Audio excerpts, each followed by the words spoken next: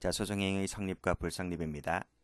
자, 자, 성립과 불성립은 소송행위가 소송행위로서의 외관을 갖추었는가의 문제를 말한다. 여기서 이 외관이라고 하는 것은 외관을 구비하면 그때는 소송행위가 성립을 했다. 이렇게 얘기를 하고요. 외관을 구비하지 못하면 그때는 불성립이다. 불성립했다. 이렇게 얘기를 합니다. 성립에서요. 일정 요건을 구비하면 그 행위는 유효가 되고요. 일정 요건을 구비하지 못하면 무효가 됩니다. 이 무효 문제도 나중에 후에 일정 요건을 또 구비하게 되면 하자가 치유 문제가 발생할 수 있어요. 하자가 치유가 가능하다. 그렇지만 불성립에서는 외관조차 존재하지 않는 부분이기 때문에 이 불성립에서는 하자 치유 문제가 발생할 여지도 없다라는 거예요. 그래서 조심할 것은 이 무효가 성립에서 나온다는 것을 알아두셔야 됩니다. 그래서 치유가 가능하다. 자, 밑에 보면 본질적 개념 요소 즉 외관을 구비하면 성립했다 하고 구비하지 못하면 불성립했다라고 한다. 그리고 말씀드렸듯이 유효와 무효는 성립에서 나타난다는 거죠. 성립을 전제로 하기 때문에 불성립일 때에는 유효, 무효 자체를 논할 여지가 없다고 봤습니다. 자, 판단 여부. 자, 성립이 되면요. 비록 그 행위가 무효일지라도 어떤 판단을 내려줘야 돼요. 어떤 판단을 내려줘야 되는 것인데 그 예로 공소사실이 불특정된 공소제기일 때에는 어떤 판단을 해줘야 되기 때문에 법원으로서는 공소기각 판결로 사건을 종결하죠. 그렇지만 불성립이라면 그런 것조차 판단할 여지는 없는 거예요. 애당초 무시해도 됩니다. 자, 치유 문제. 자, 성립인 경우는 소송행위로서 성립하였기 때문에 말씀드렸듯이 무효에서 이 치유 문제가 나올 수가 있습니다. 여기죠. 필기해드렸죠. 그렇지만 불성립인 경우에는 애당초 치유 문제가 발생하지를 않는다. 자, 효과. 자, 성립인 경우는 무효라도 일정한 법적 효과가 발생할 수 있습니다. 그러나 불성립일 때는 아무런 효과가 발생하지 않는다는 점에서도 차이가 있게 되는 거죠. 중요한 것은 판례입니다. 자, 밑에 검사에 의한 공소장 제출이 있죠. 이것은 공소제기라는 소송행위가 성립하기 위한, 즉 소송행위가 성립을 하려면 검사의 공소장 제출이 있어야 된다는 겁니다. 만약에 이 공소장 제출이 없다면 이것은 성립이 아니다. 불성립이다 라고 볼 수가 있는 거죠. 성립하려면 공소장을 제출해라. 자, 꺽쇠 2번. 제출이 없다면 그때는 방금 1번에서 말씀드렸듯이 성립했다고 볼 수가 없다. 불성립이라고 본다는 겁니다. 불성립이기 때문에 치유 문제도 발생하지 않는다는 거죠. 여기서 두 번째 줄에 검사가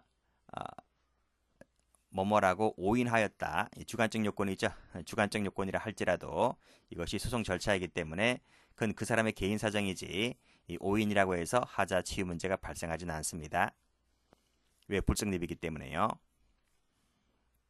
그래서 이 성립되지 않았을 때에는 말씀드렸듯이 치유 문제도 발생하지 않지만 후에 이 당해 소송행위가 적법하게 이루어졌을 때는 그때부터 성립으로 본다는 겁니다. 요 적법하게 행해졌다는 말이 무슨 말이죠? 여기에서 이 사례에서는 공소장 제출 말합니다. 그러니까 후에 적법하게 검사가 공소장 제출이 되었다면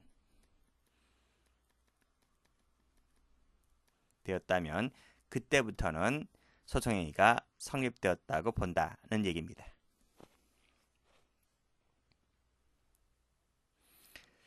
자, 두 번째로 볼 것이 유효 무효입니다. 자, 방금 앞에서 보았듯이 유효 무효는 성립을 전제로 한다고 말씀드렸어요. 그리고 무효라고 하는 것은 어떤 효과도 발생하지 않는다. 그건 불성립이잖아요. 그 의미가 아니라는 거죠. 불성립이 아니기 때문에. 그래서 무효라는 것은 본래 자기네가 지향했던 효과가 있지 않습니까? 그게 나타나지 않는 것을 말한다는 거예요. 자, 무효일지라도 공소시효 정지 효력은 인정하고요. 왜? 공소적인 했기 때문에 정지 효력은 발생하게 되고, 또 말씀드렸듯이 공소기각 판결로 사건을 끝낸다고 했습니다. 그래서 일정한 효과는 있다는 거죠. 무효라 할지라도.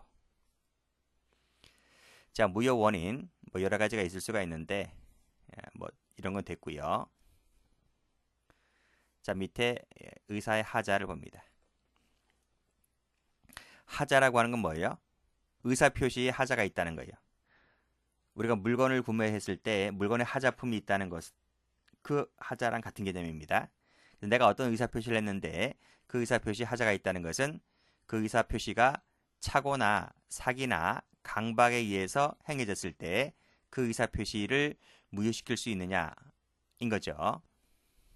그래서 이렇게 1번, 2번으로 나누어지는데 중요한 것은 요 2번 관련된 요 판례입니다. 판례 뭐라 그래요? 요 2번에서 판례는 일정한 요건이 갖추게 되면 무효를 인정한다고 했는데 무슨 뜻이냐면 이 판례를 잘 받으시면 됩니다. 자, 소송 행위에는요, 절차 형성적 행위가 있고 그리고 실체 형성적 행위가 있는데 이 절차 형성적 행위가 착오로 인해서 행해졌을 때는 원래는 어떻게 됩니까? 원칙적으로 착오라 할지라도 소송 행위는 공법적 행위잖아요. 그렇기 때문에 개인의 착오로 행해졌다 할지라도 일단 그 소송 행위는 유효로 봅니다.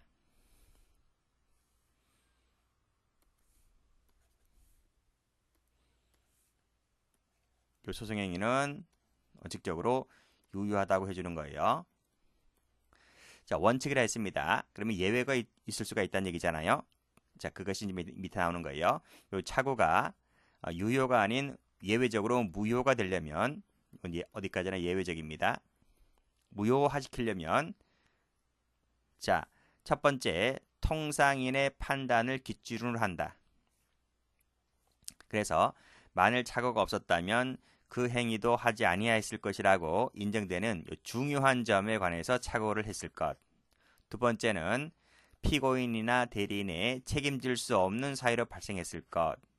세 번째는 만약 그 행위를 유효로 시킨다면 그것이 현저히 정의에 반한다고 인정되면 이 세 가지 조건 모두 다 구비해야 됩니다. 중요한 착오, 책임질 수 없는 사유, 현저히 정의에 반한다고 인정될 때 이 세 가지를 모두 구비하면 그때 비로소 무효시키겠다는 거예요. 그 외에는 다 유효입니다.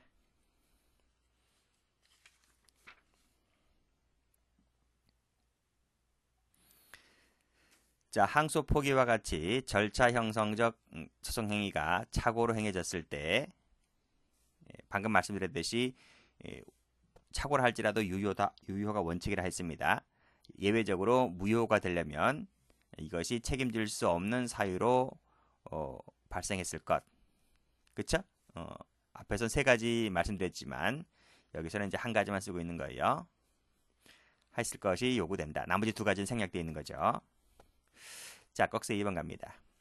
교도관이 내어주는 상소권 포기서를 이 친구가 항소장으로 잘못 믿었다는 거죠. 이것이 이제 착오죠. 착오인데 제가 뭐라고 했어요? 원칙적으로 이 착오는 유효다고. 유효. 무효시키려면 이 세 가지를 모두 구비해야 된다 그랬습니다.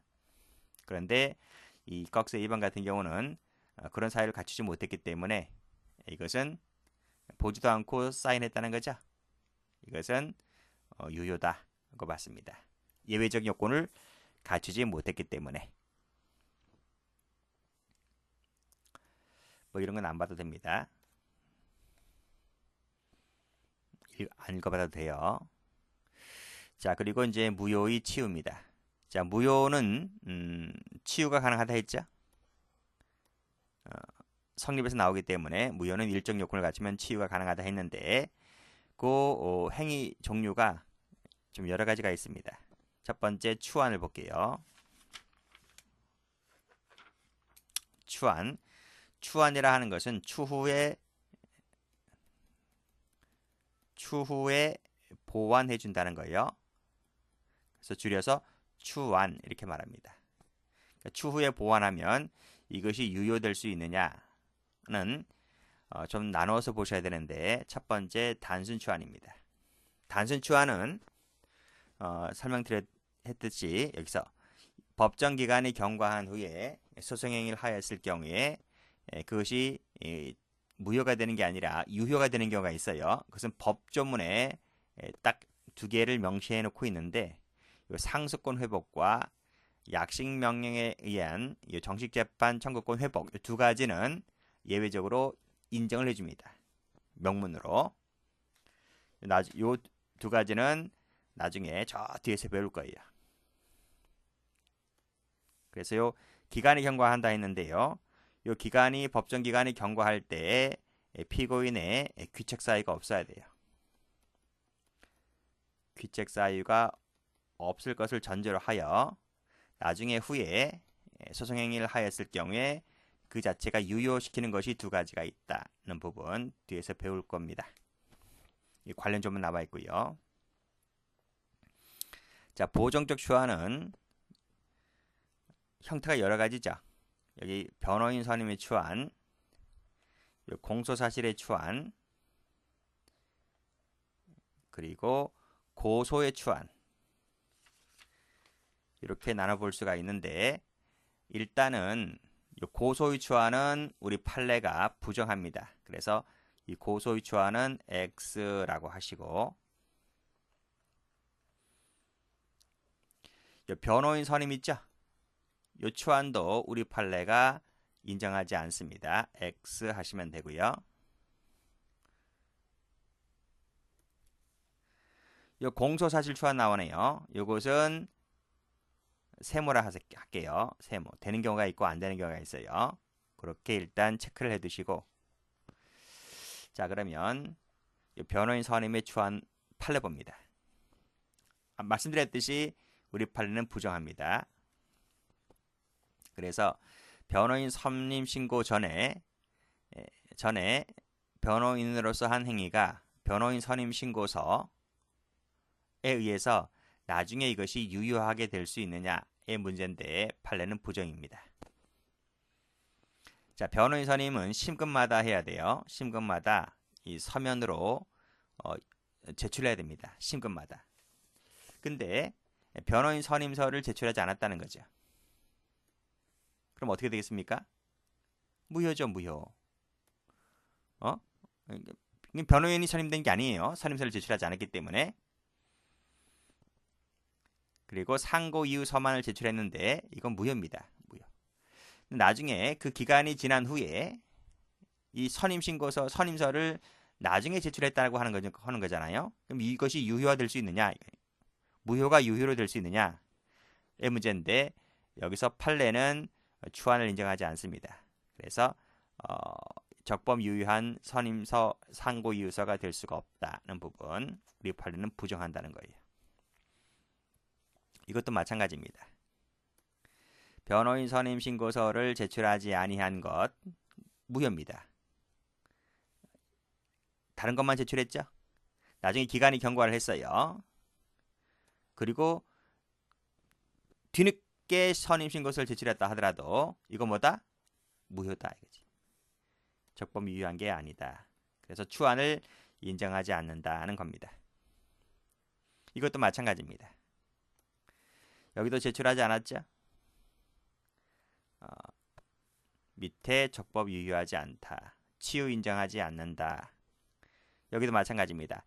1심에서만 신고서 제출했지 2심에서는 제출하지 않았습니다.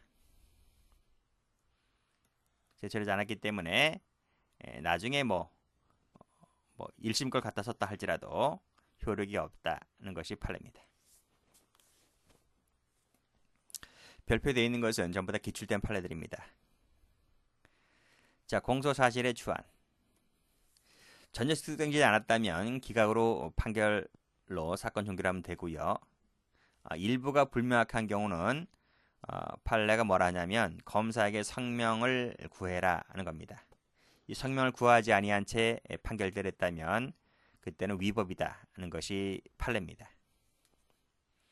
자, 보세요. 요 계급이 특정되어 있잖아요.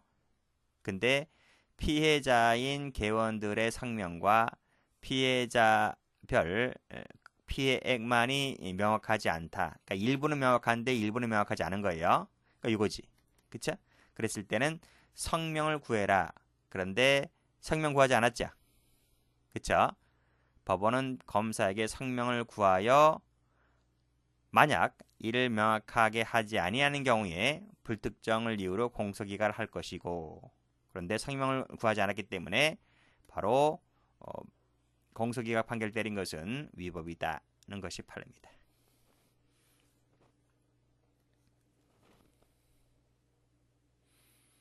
다음도 보면요. 자, 기재가 불명확하대요. 그러면 성명을 구했어야 되는데 성명을 구하지 아니한 채 곧바로 공소기각을 때린 것은 위법이다.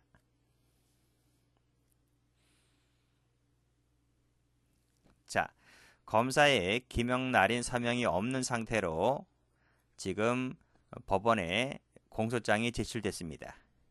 무효지? 무효입니다. 이거는 무효인 거예요. 무효인데 이것이 나중에 요 검사가 기명 날인 서명을 하잖아요. 후에. 그치? 그러면 이거 예외적으로 유효라는 겁니다. 유효. 조심하셔야 됩니다. 그러니까 나머지는 다 여기 위법이었었는데 여기도 변호인 선임 초안에서 다 무효잖아요. 그치? 효력이 없다고 봤잖아요. 그렇지만 여기만큼은 예외적으로 유효라고 봤다. 자, 이 판례는 형법에서도 좀 나오는 판례인데 원래는 이제 형사법 판례죠. 자, 공갈죄의 이 행위 수단이 이제 폭행 또는 협박인데 그래서 이 공갈죄 실행의 착수는 폭행 협박이 있을 때 공갈죄의 착수가 있다고 봅니다. 그래서 이 협박을 공갈죄의 흡수가 된다. 그래서 공갈죄로 공소 제기한 것이 아니라 그 수단인 협박죄로 검사가 공소 제기를 했다는 거죠. 그래서 검사가 공소 제기를 할 당시에 공갈죄가 아닌 협박죄로 기소했다는 거죠. 그런데 요 폭행 협박은 공갈죄 수단이 되기 때문에 이 기본적 사실관계가 동일하다는 거죠. 그래서 공판정에서 검사가 협박죄로 공소 제기했던 것을 공갈죄로 공소장 변경을 신청했고 법원이 그걸 받아들여 준 겁니다. 자, 그랬을 때 공소 제기 하자가 치유된다고 봤어요. 치유가 된다. 왜냐하면 여기서 말하는 이 협박은 폭행 협박은 공갈죄 수단이 된 것이기 때문에 따라서 협박죄로 기소했다 할지라도 어디까지나 협박죄는 공갈죄 수단이 된 것이기 때문에 그것은 공갈죄로 기소한 것이나 마찬가지다 이 뜻입니다. 그래서 이 협박죄를 공갈죄로 공소장 변경이 된 이상 그 하자는 치유가 되었다는 것이 판례입니다. 자, 그리고 우리 형소 1에서 수사 파트에서 요 친고죄 배운 적 있죠. 친고죄라고 하는 것은 고소가 있어야 검사가 공소 제기할 수 있는 겁니다. 그러니까 친고죄 같은 경우에 고소가 없으면 검사가 공소 제기를 못해요. 자, 그랬는데 그런 친고죄에 있어서 고소가 없는데 또는 취소가 됐는데도 불구하고 친고죄로 지금 기소가 됐다는 거잖아요. 그치? 기소가 되었다는 겁니다. 그러면 요것은 하자가 치유될 수 있느냐? 자, 요거부터 먼저 볼게요. 자, 요 친고죄 나오죠? 친고죄 나오죠? 친고죄는 고소가 있어야 검사의 공소 제기가 가능하다. 또는 즉시 고발 사건 같은 경우에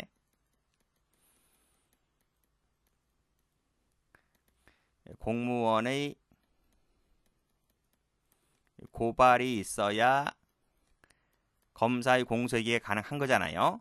그치? 순서가 그렇잖아요. 그런데 이 고소가 없고 고발이 없어요.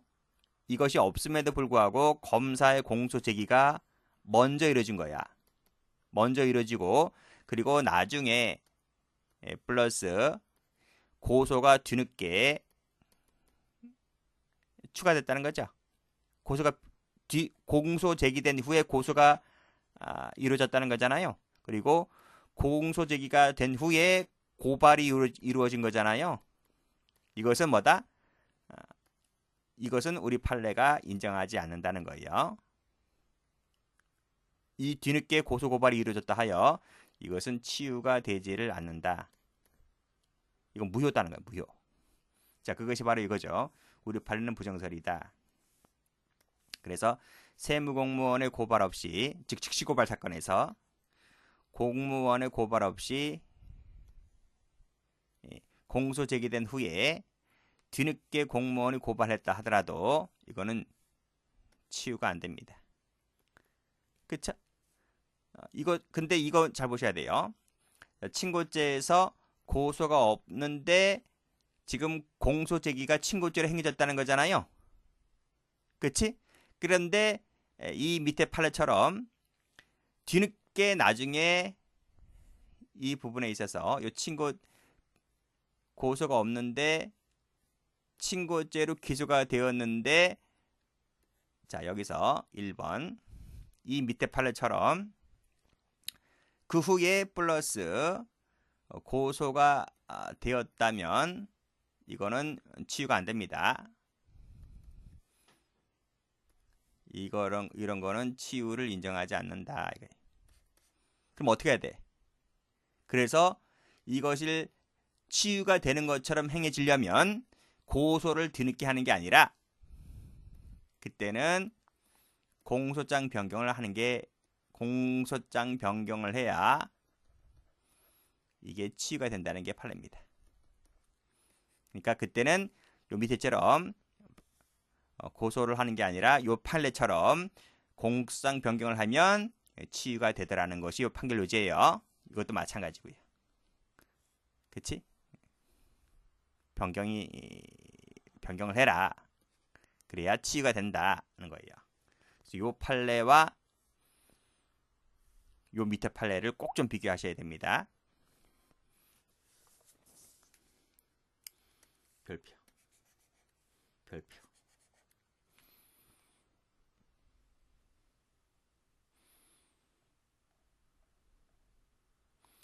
자, 이 판례는 요 판례의 연장선이에요. 자, 요 강간죄인데요. 강간죄는 당시에는 친고죄였습니다. 그러니까 오늘날에는 약간 맞지 않는데 취지는 똑같으니까요. 자, 강간죄를 친고죄로 놓고 요 판례를 이해하시면 되겠습니다. 말씀드렸듯이 역시 고소가 있어야 돼요. 고소가 있어야 공소제기가 행해지는데 고소가 없음에도 불구하고 지금 비친고죄로 일단 먼저 검사가 공소 제기를 했다는 거예요. 해놓고 나중에 친고죄로 공소장 변경이 된 거죠. 강간치사죄와 강간죄는 기본적 사실관계가 동일하기 때문에 공소장 변경이 이루어진 거예요. 그러니까 검사가 꼼수를 부린 거예요. 꼼수. 그러니까 그 당시 때는 강간죄가 친고죄였었는데 피해자 측에 고소가 없다 보니 검사가 그러면 강간치사나 치상으로 일단 먼저 공소를 제기해 뒤늦게 고소받으면 되니까요. 그렇게 해서 꼼수를 부렸는데 그리고 공소장 변경이 이루어지고 난 다음에 뒤늦게 그 아버지가 왜냐하면 피해자는 사망했으니까요. 아버지가 뒤늦게 고소장을 제출했다 하더라도 이 사건이죠. 여기 고소가 없는데 공소 제기했고 공소장 변경이 이루어져서 친고죄로 공소장 변경이 이루어졌는데 고소가 되었다는 거지. 그걸 인정하지 않는다니까요. 그래서 이건 공소제기 절차가 법률 규정에 위반되어 무효다 하는 내용의 판례. 그래서 하자 치유를 인정하지 않는다는 내용의 판례입니다. 취지는 똑같죠. 근데 이것은 옛날 판례라서 강간죄 옛날 판례라서 출제 가능성이 좀 많이 떨어지고요. 그래서 이 판례가 더 출제가 좀 잘 됩니다. 자, 마지막으로 볼 것이 뭐 이런 것도 있어요. 공격 방어 방법의 소멸에 따른 하자 치유라고 해서 여기 토지관할 나옵니다. 이 토지관할 위반 신청은 신청을 받아야 이제 토지관할 위반 판결을 내리거든요. 이 신청이라고 하는 것이 언제까지 신청이 들어와야 되냐면 모두 절차까지 들어와야 돼요. 모두 절차까지 신청이 들어와야 이 토지관할 위반을 해줍니다. 그 모두 절차를 넘기면 더 이상 유효 무효를 주장할 수 없어요. 그래서 그 단계까지는 신청이 들어와야 된다 하는 얘기가 바로 요 얘기입니다. 요 책문권 포기라고 하는 것도 나오네요. 책문권이 뭔지는 각주 읽어보시고 요 포기가 되면 하자가 치유된다 이런 말입니다. 그래서 뭐 여러 가지 사례가 나오는데 요 책문권 포기 관련해서는 요 밑에 판례가 좀 나오네요. 자, 여기서 판례입니다. 자, 1번에서 자, 검사가 유도신문을 하였다고 볼 여지가 있었는데 피고인과 변호인 측에서 이의할 점이 없다고 진술했을 때 이것은 책문권 포기로서 하자가 치유되었다고 보았습니다. 자, 2번. 자, 반대 신문에 기회를 부여하지 아니했는데 그러면 위법한 증거로서 증거 능력이 없다고 봐야 되잖아요. 그런데 피고인 측에서 이해할 점이 없다고 말했다면 역시 책문권 포기로서 하자가 치유됐다고 봤습니다. 자, 다음. 자, 통지하지 아니하였는데 그래서 참여 기회를 주지 못했잖아요. 그렇다 하더라도 피고인 측에서 별다른 의견이 없다고 얘기했다면 하자가 치유되었다고 봤습니다.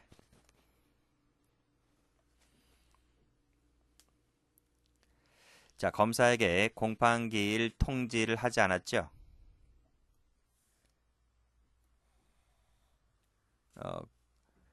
그럼 검사가 공판정에 출석하지 못할 수도 있는데 어떻게 알았어요? 그래서 출석을 했다면 검사에게 참여 권리를 박탈했다고는 볼 수 없다. 그래서 하자가 치유되었다고 봤습니다.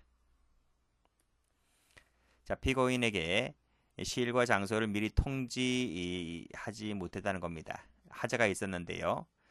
피고인 측에서 이 부분에 대해서 이의를 제기하지 않았다면 역시 하자가 치유됐다고 봤습니다. 자, 공소장 부분이 송달되지 아니하였다는 위법은 있는데 어쨌든 피고인이 법정에 나왔습니다. 나와서 충분히 얘기를 했다면 역시 하자가 치유됐다고 봤고요. 자, 송달이 부적법했기 때문에 공소장 송달을 받지 못했잖아요. 그런데 어떻게 해서 피고인이 법정에 나왔어요. 그래서 충분히 진술을 했다면 역시 하자가 치유됐다. 자, 다음도 자, 참여할 수 있는 기회를 주어야 하는데 참여의 기회를 주지 못했다는 하자가 있는 거잖아요. 그런데 역시 피고인 측에서 증거로 해라고 하는 부분에 있어서 역시 동의를 했다면 하자가 치유됐다고 봤고요. 송달되지 아니하였다는 위법은 있지만 역시 이 부분에 대해서도 뭐 아무런 이의 제기도 하지 않았고요.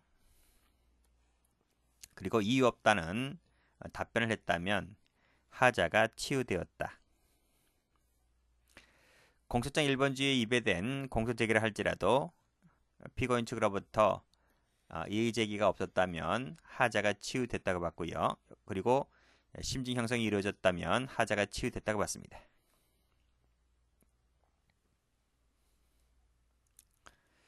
자, 공소장 부분을 송달하지 않았죠.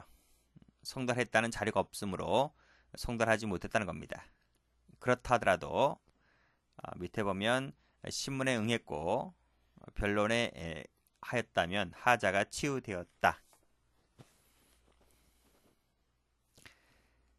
자, 부적법한 항소 이유서라 할지라도 밑에 정상적인 소송 절차가 이루어졌다면 하자가 치유되었다고 봤습니다. 자, 밑에 판례는 이제 치유가 안 되는 판례들입니다. 자, 공소 제기는 서면주의를 요구하고 있죠. 엄격한 서면주의입니다.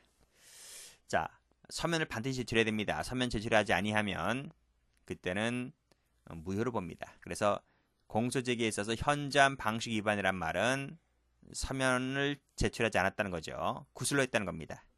자, 이것은 뭐다? 이건 치유가 안 된다는 거예요. 치유가 안 된다. 그래서 밑에 변호인과 피고인과 변호인 측에서 이의 제기를 하지 않고 변론에 응하였다 하더라도 치유되지 않습니다. 그 사례가 이거죠. 현저한 방식 위반이라는 것은 구두 진술을 말합니다.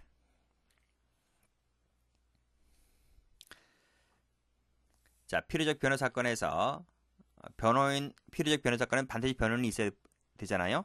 변호인 없이 변론을 진행했기 때문에 이 변호인 없이 진행했다는 것 자체가 현저한 방식 위반에 있는 거죠. 그래서 위법이라 볼 것이기 때문에 이거는 치유가 안 된다는 겁니다.